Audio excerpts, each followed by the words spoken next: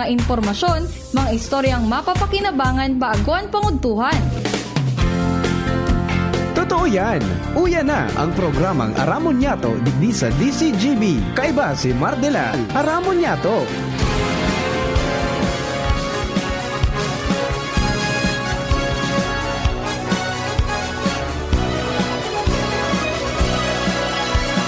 Kabayan, dapat mong malaman na kailangan mong maintindihan ang usapan na may kinalaman sa iyong kapaligiran. Gaya ng aming sinabi, makinig ka. Dito sa inyong bahay, makijaming. Dito sa programa, Mardela, ating kasama. Pakinggan natin si Mardela. Samahan natin si Mardela. Sa balita, issue at sa komentaryo, kay Mardela tayo ay panalo. Mga tugang, good morning po sa Indo ka, boss. Baka seniors, good morning. Sana po okay ka mo. Alive and kicking. Ako po sa lingkod, Mardela dahil iba sanit sana pero tiyan. Iribanan po kita hanggang alas 11 lang. Tabag alas 11, papasok po ang Department of Trade and Industry para po sa usapang consumer at negosyo every first Friday and second, kaya last Friday of the month po yan. Okay, so sa Indo po ka, boss. First Friday pa lang, di may misa naman sa Indo naman nalade. Kaya mamaya ho, okay, para po sa Mission Church, dyan po sa Santo Cristo sa Lapdap. Sa Indo ka, boss. Good morning. Technical side si Ronald. Yan po si Tricia, si Richard Astor sa DCGB Social Media Department. Newsroom, Angel, Jenny and Nicole. Papa Mars Angels po yan. Saka sa labas siyempre Mega Force Patrol. Bueno, di na po kita magparahaloy pa at may mga importante pong dapat na mailaog sa itong mga pag-iriba. Halin po dyan sa luwas. Ready na sa mga pong Chief of Reporters, Field Commander Jimmy Nasalita. Halin po dyan sa 3rd District. Jim, good morning Jim. Please come in. Oh. Jim. Asan na si Jim? Yes, good. Yes, maray na aga sa mga parantabay. Nakasabay kita digdi sa paglilibot ni Congressman Fernando Didi Cabredo. Digdi sa 3rd District kung saan mga eskwelahan na tie-up sa TESDA, Arogan Organic Agriculture Production. Yaong kami ngunyan digdi sa barangay Tinampo sa syudad kan Ligao kung saan binisita ni Congressman Fernando Didi Cabredo ining mga nagay-eskwela digdi sa Organic Agriculture Production tayo yan importante ngunyan na mga panahon pakusugon an agrikultura na yuman ang battle cry ni Congressman Fernando Didi Cabredo and yuman ang pinagbubusol niya maging sa mga kababaihan digdi sa tercer distrito kan Albay. Dakul mga estudyante Mar and pagsadiri ini ni Mr. and Mrs. Joe Obligasyon and dakul nan mga estudyante digdi atat sa TESDA dakul na naggraduar na digdi mga 3,000 na and so mga nagsipagtapos digdi naturally guan ni akreditasyon sertifikasyon ali sa TESDA nakakurulukar na nin trabaho so iba nag-abroad na yaon digdi si Congressman Fernando Didi Cabredo Director tungkol sa si Mardela News Director si Konggiri Mars Konggiri Tabi good morning Tabi Kong si Mardela sa ako sa DCGB. Congressman, good morning. Hi, good morning, News Direct. Ay, magyari. Marsa na, okay na. Aba, congratulations po, nahiling ta na ang dalagan kung saan talaga kita paduman at sin pagtatao ning, sabi nga, empowerment sa mga kababayan ta dyan na mga kababaihan, kasarabay na po ibang mga medyo mahal ba ang kalidad o kaya estado sa buhay. Now, ano po ini na, pagbusol nindo kan organic agriculture? Okay, di kisa kaya sa siyudad kan Ligao, igwa di gining farm school na ang ngaran Joros Farm. Yes, na oo. sa diri nabanggit niya ni kanya subago ni Jimmy si Mr. and Mrs. Joe Obligacion. Okay, ining farm school na ini igos ini mga kurso na related sa agriculture. Mhm. So initabi sa mga kuyan tadigdi, sa mga kababaihan, sa mga kabataan, kuyan tatabi na magkaigawa ng interest sa agrikultura. Mhm. And kapartner tatabi digdi ang TESDA, Buda Yes. Department of Agriculture. Mhm. Ayan, ano yan, Kong? Parang scholarship or ibang program? Yes, ang TESDA igwaning mga scholarship na tigdatao. Sa munyan nga ning aldaw, napasyar kami digdi, igo kami ning distribution kan mga toolkits. Mhm. Toolkits sa mga nagtapos ng organic agriculture production.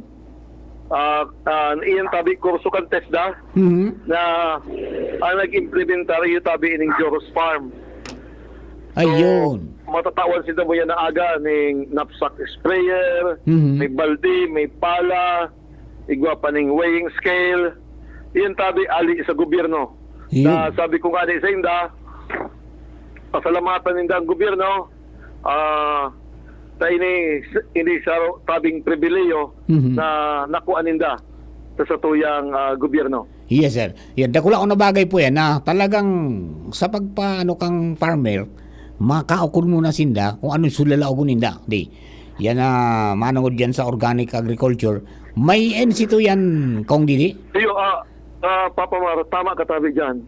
Ang kaipuan mo niya, ang kuyan kaya mo niya, nasa padireksyon na kang tigapod na modernisasyon. Yes. Mhm. Ang kuyan mo niyan, siguro istoryahan mo niyan is productivity and efficiency. Mhm. Productivity meaning kung halimbawa igwa ka dating 10 hektarya, pag in-apply mo ang modernong karaman, ang kita times 3. Mhm. You know? So, kaya na magkaipuan mo niyan, ang mga parauma, bagulang sa mga tradisyonal na mga karaman, kaya puwan na sa mga modernong karaman, Mhm. tanganing mas dakol sinang anihon, pag dakol ang inani, mas dakol ang sa indang kita. Ayun. Okay. So, iyan po na yan ang mga magraduar dyan. Ano po ang magiging sistema na ninda? Magibusinda nin itong lugar na tatanuman ninda? Or ano ang kondisyon po tabi?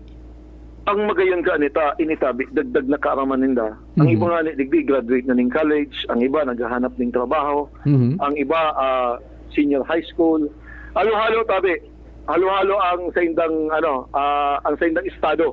Mhm. Munyan, ang magayon ka nagkakaigo ng interest sa agrikultura. Mhm. Ang magayon ka sa mga bakanting daga sa indang lugar, Mhm. sa indang tabi na natatanuman. You know? Sa mga magulang ninda, you know, na ang mga kuyan pa sa mga pigapod pang primitive pa. Mhm. Primitive pa mga paagi Mhm. sa agrikultura, pwede nindang turuan. Yes. You know? Mhm. So yan ang mga magayon ka tabi, Papa Mar. Ang iba naman, graduate na ng agriculture, Mhm. nag-eskwela digdi, dagdag na kwalifikasyon ini para Mhm. sa sainda. So Ayun. kaya ang iba, minapuan pa sa ng klase, tiga congratulate ko na. Kuya niya ako, tama ang sa inyong desisyon. Mhm. Habang naghahalap ka mo, kan sa inyong pagkakataon na magkaigwaning trabaho, magkaigwang empleyo, ini ako, pigdadagdagan nito ang sa inyong kaaraman. Yes. Yan niya ako ang kaipuhan. Tama yan ang desisyon. Ayan. Pwerte yan kung Didi. Ang niya ako nito mo dyan, ang mga employer, ang tiglahanap ninda sa mga tao na versatile. Yes. Versatile, gustong sabihin, capable of doing many things. Mhm. Mhm. Ano? Ba kung ngayon nag-apply kang driver, nag-apply kang operator, nag-apply kang kuyan, hanggang dyan ka sana. Dapat bakul kang pwedeng gibuhon sa kumpanya.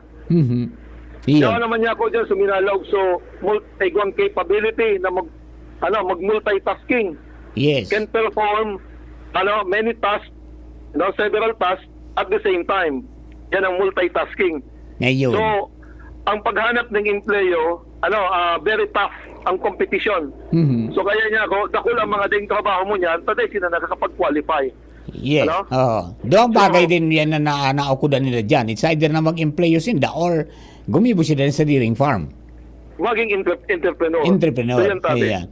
Opo. Di, Matibay yun yung nagtuturo di Gitabi, Papa Mar. Ay, matibay yan. Dapat makampang mo ini. Matibay yan. Mr. Joe, obligasyon. o matibay yan. Pero may participant yan duman sa muyang Bitfex at saka sa Agri-Aqua. Kasabay permit. Yo. Matibay yan. Okay, now, ano ni Kong, sabi ta nga ni, garong dyan sa Indo, sa 3rd District, maswerte sinda, tanyaong ka, and napunan niyan kay Tony Chonando, na maihanda sa mga kababayan ta na may magsalida naman sa mga nagugura ng parauma. Iyo, oo, tama yan. So kang mga nakaagi-bagang Kuya Nindo sa anniversary sa DCGB, Opo. pero yan sa mga na take up ta, na habang nagaloy ang panahon, nagdidiit, ano? Mhm. Grabe ang kuyan, decline kang nagkaka-interest sa pagtatanom. Ano? Pag yung mga bagong henerasyon, Mhm. iyan ang titawan tayo ng importansya sa kung mawala na ang mga paratanom, sisi na mapakaon sa tuya digit sa komunidad ta. Yes, oo. Okay. Saka ang sa Indo talagang focus dyan or direction is agriculture. Agrikultura, pati na sa fishery, pati sa livestock. Yan na kabos Digit sa muya kaya tabi Papa Mar, alos 90% kang ekonomiya kang 3rd District related sa agrikultura. Mhm. So kaya iyo man ang titawang ko ning titawang ko ning importansya ininganing duli tupad Opo. tigimpuelto ta sa agrikultura. So mga nagtatanom iyan gigibutang resipiente Mhm. kang tupad tayan tabi ang kopyan sa gusto kan sa tuyang Presidente Bongbong Marcos Jr. na magkaigwa digit sa tuyang nasyon ning food security. Yun, So yan tabi ang mga pigagibutang mga hakbang. matindi din ang inspirasyon mo, tabi kong Didi, kahil maski barakilid na mga subagang garo pa na mapigiling na garong yapidi tanuman, natatanaman nila, nagiging produktibo.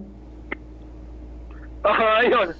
ang kapuhan do talaga is food security. Pag gulpe ang pagkaon, warang gutom sa barangay, matununin tabi, Papa Mar. Yes.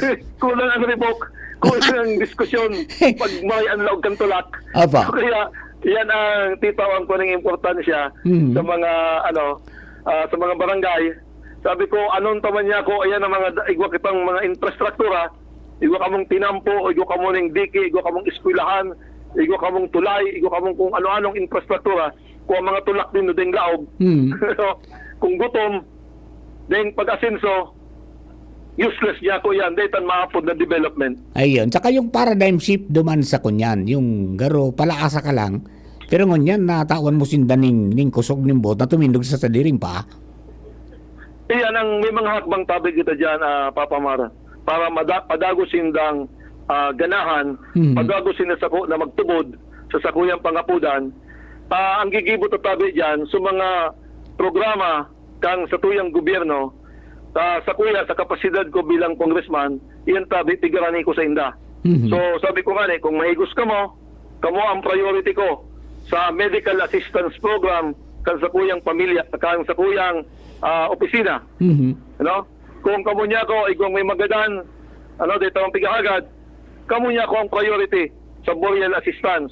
Kung niya ko ng mga tupad, mga livelihood programs, kan iyan niya ko itataw ko sa Indo. Ako niya ko nagtutubod, ang dapat tawaning priority ng gobyerno sa mga taong mga may higos. Yes pa. Okay, kang nakaaging sona, nabanggit ni President Marcos, itong manungod sa blue economy. Saan po? Yung blue economy. Oo. Ay dyan garo sa Indo, garo pigpupunanan nindo man ang pagpagayon kan mga lugar na nganing maging ariglado man ang mga pagsisira. Hello, Kong? Naputol? Yan. Hello, Kong? Apa, ayan. Nagputol kaya, okay. Ayan, okay.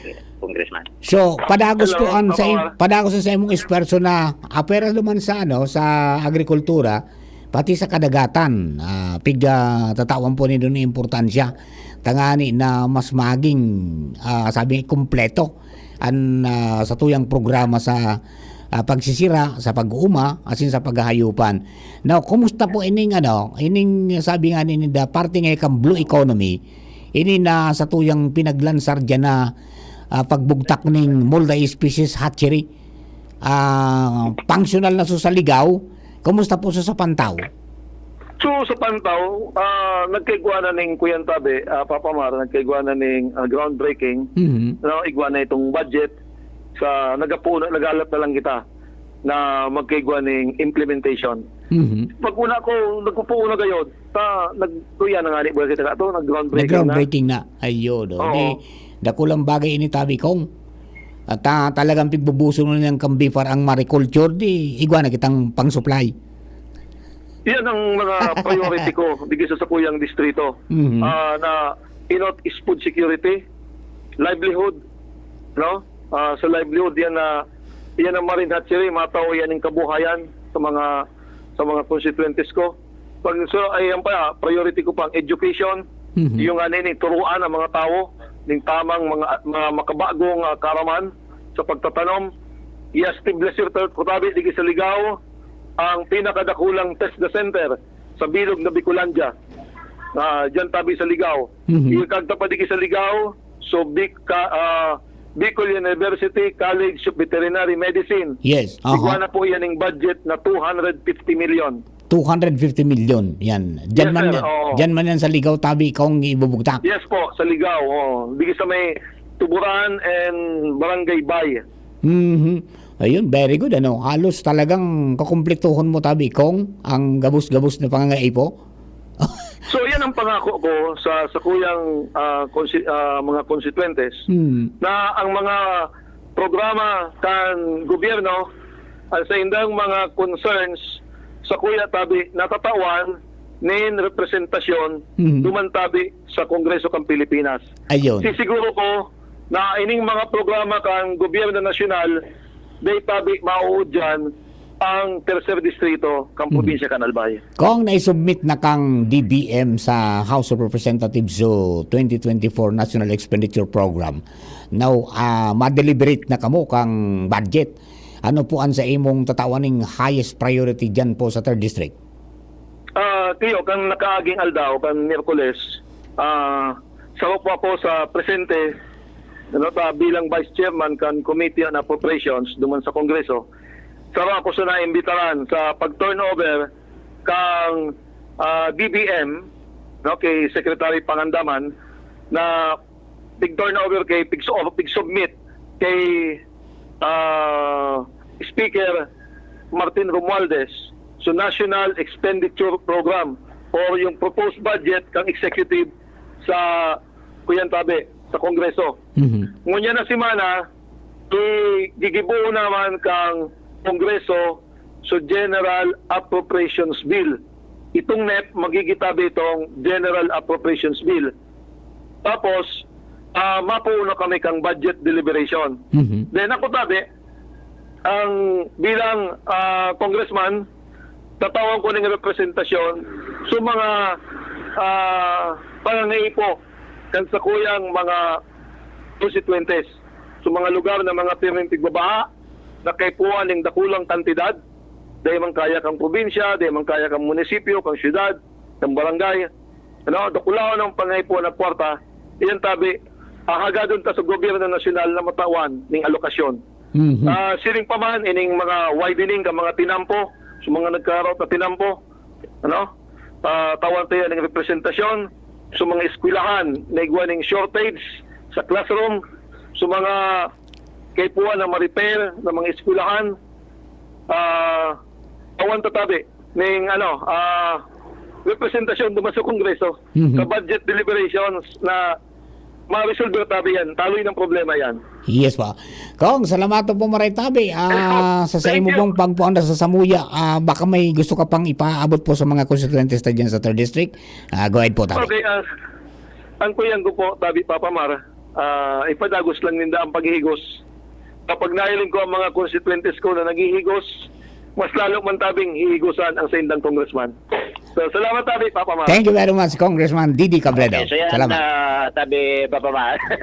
Kaso bago kahampang ni Congressman sa mga women's groups, Oo. women planters, ngunyan kahampang naman niya mga kahubinisan na may natural ambisyon man na mapakarayan sa ilang buhay. Ang tono niya, ang feeling ko, gari siya motivational speaker. Iyo, imagine na Doon man sa naan na gusto niya mga magigos, may disiplina sa sadiri, tan igos, pagingawa, ang pag-asinso nasa sa induman sa individual na Yeah. pagingawa. Yung hindi si Sergio, obligasyon, aramo niya to, Mar, kung paano niya napundar ining farm school na ini, paano na-attach sa TESDA, and sabi niya, sa pon, naka 3,000 na daasin na nakapagraduate degree, harain na ang mga iningo niya. Si Mardila po sa angkol sa DCGB. Hello, Kuya Hello Joe. po. Good morning. Hello, makikipapamar naman ako. Good morning po, tabi. Yes po, Kuya Joe. Now, ayan. Okay, so po Jimmy, paano mo na na-establish yan? Ayan po, hindi po, nagpuan po kami ng farming. Actually po, si Agumco, ang kaya po Joros, si Joe and si Ross, Yes. ang nagpuon. Ayan po, nagpuan po kami kan 2009. Pero it takes mga 5 to 6 years, then na-recognize po kami ng Department of Agriculture. Yan. Tapos po, ng 2017, nagkaroon kami ng opportunity na kilalanin bilang farm school ng Department of Agriculture. So, yun po yung pinaka-stepping stone namin. Pagdating po ng 2018, nag-apply kami bilang Technical Vocational Institute sa TESDA na nag-offer ng agriculture-based program ng gobyerno. So Okay. kami po ay nagkapala din na mabigyan ng accreditation. So yun na po Ayun. yun. It's history. So, anong mga courses po na related to agriculture anya o na dyan sa Indo? Ano po, sir? Anong mga courses na ang pig-offer Ay, po hindi dyan sa po. Indo? Igwa po kaming full course ng organic agriculture production, yung paggawa po ng fertilizer, produce organic fertilizer, produce organic concoction and extract. So, alternatibong, natural na pamamaraan ng paggamit ng insecticide. Yes. Hindi po siya chemical-based. Meron din pong pag-aalaga ng organic hog production, organic small ruminant o pag-aalaga ng kambing. Marami po. Meron pong vegetable production. Lahat Iyon. po yan ay organic-based. An magayon kan Walang chemical. nag-eskwela sa farm, sa farm school, hands-on. Ayun po. Hindi po talaga. Mapi-feel Hands-on mo po talaga. Opo, sila po digde, yung early morning nila, nasa field sila, nasa farm sila. Pag mainit na, duman na kami sa classroom. Then, the whole farm activity na gigibo po ninda, basit sa kanilang mga pigte-trainingan. O kung halimbawa may kinalaman sa pag-alaga kan orig, doon pa sila naka-assign sa hog production area. Ayun, opo. So, nasa 3,000 na paggraduar nindo dyan, kumusta na buhay nindo tabi, sir? Ayos man po. Kami po sa mga nakagraduar may masikan panahon kan pandemya, naka-lockdown, dire-diretso po kami, tas susuporta kang gobyerno, kaining sa tong mahal na Congressman Digdi, di man natapos, maski kan COVID po, naka-lockdown, dire-diretso pang training Digdi. So mga estudyante mi po, so iba na sa abroad namin, nasa Israel, igwa na sa Japan, sa New Zealand, sa Australia, dakul na po sinda. We produce more than 3,000 students since 2019 hanggang last month. Ayun. Yan po. Aba, Kuya Joe, invite our constituents, especially the youths, para po yakapin yung agriculture dyan po sa Indong area. Okay, so doon po sa mga nakikinig sa programa ni Papa Mar dito sa DCGB, kamo po ang pig-imbitaran ming ipatronize yung ating organic agriculture production. Mga pag-agrikultura na may kinalaman sa natural na pamamaraan. Hindi po ito luma. Ito po hindi po ito bago, kundi ito po yun ang sinauna. Ito po yung mga practices ng ating mga ninuno na binabalik lang natin. Ito po ay makakalikasan. Okay, yung health ng farmer na hindi siya na-expose sa chemical, malaking bagay. The same thing, yung mga consumer ng organic products na bibigyan ng dekalidad at chemical-free na pagkain. Yun po, kayo po ay aming inimbitahan na kung may chance kayo mag-enroll kayo dito sa amin. Welcome po dito lahat. Wala po kung pinipili ang 3rd district na estudyante, kahit mga taga-ibang distrito, pwede. Yan po. Ayun. Thank you very much, Kuya Joe. Baka tugang Kuya Joe obligasyon kang Joros Farm. Hello, Okay? Mar. So yan, siya ang presidente kan Albay Agriculture Cooperative. Okay. Ngunyan, ining mga estudyante digdi, mga obines, igwa pa sindan nin allowance. Iyo. Ta nasa test day. Nag-eskwela sindang libre, may allowance pa May silang allowance. marireceive. Pagkatapos na mag-graduate, igwa pa sindinin mga kagamitan na ipapanaw. Ngunyan nga igwa di ginin mga ipapanaw sinda gamit na sa farm, pala, balde, di ba pa, na mga kagamitan digdi. And nagtor na itor nakita sa bago digdi, yaon talaga mailing mo digdi sa mga urig na organic, may upon nga ni digdi Mar. So yan ang sa to yung mga dagdag na impormasyon para sa to yung mga taga-antabay, lalo na sa mga may hilig o may ambisyon na mapakarayan buhay, lalo na sa ngaran ng agrikultura. Yun ang pinagbubusol mo niyan, lalo na ni Congressman Fernando Diri Cabredo. Jimmy Nasalita, DCGB News. Thank you very much, Jim. Bago kita magpaaram, Ans Galero nasa linya. Ans, go ahead, Ans. Yes, maray na aga, Sir Mar, maray na aga sa mga parantabay. Sa mga dagdag man niya itong impormasyon, formal lang pinunan ngunya na pagkaaga ang Mobilization Exercise 2023 kan Philippine Navy nagforsol ang Naval Forces of Southern Luzon. Matapos na makauron kan DCGB News kunya na pagkaaga si Commander Wendell Boy ining pamayo kan nasabitan ng opisina si Wendell Boy Buntag kung sa iyang sinabi na katuyuhan kan aktibidad na ini na mahiling kung gurano kahanda sa indang mga pwersa pati na ini mga reservees kada best na iguanin kalamidad o kaya emerhensya sa palibot asin kung iguanin mga illegal na aktibidad lalo na sa kadagatan kabtang kan pahayag ni Commander Buntag. The highlight of this activity is to prepare and train the reservists for possible deployment integrated with the regular force. So in case of war, invasion, or national emergency, this is our preparation for the possible deployment. Sigun sa iya, sa 5 aldaw na magkakaiguanin ensayo ang nasa 152 na mga Navy reservees digdi sa indang komandansa para man sa kahandaan kan siring na bagay man tang magkakaigwa man sinda nin amphibious operation asin man maritime security operations bilang parte kan nasambitan ng programa. Mr. Manal, informasyon na digdi sa Philippine Navy with Boy Ans Galero, DCGB. Thank you very much, Hans. Mga to, and that ends our program for today. Hello kay Elena Valenzuela, Joven Cañati Castillo, si Mary Grace Juan, good morning man, and then si Teresita Anson Operio, nagapot siya kung saan location sa Ligaw kang Joros Farm. Diyan po yan sa Barangay Tinampo, Ligaw City. Okay? Tendo ka boss, thank you very much. I'll be back mamaya 12 to 12:30 sa Bareta alas 12 with Nicole and Gloriani.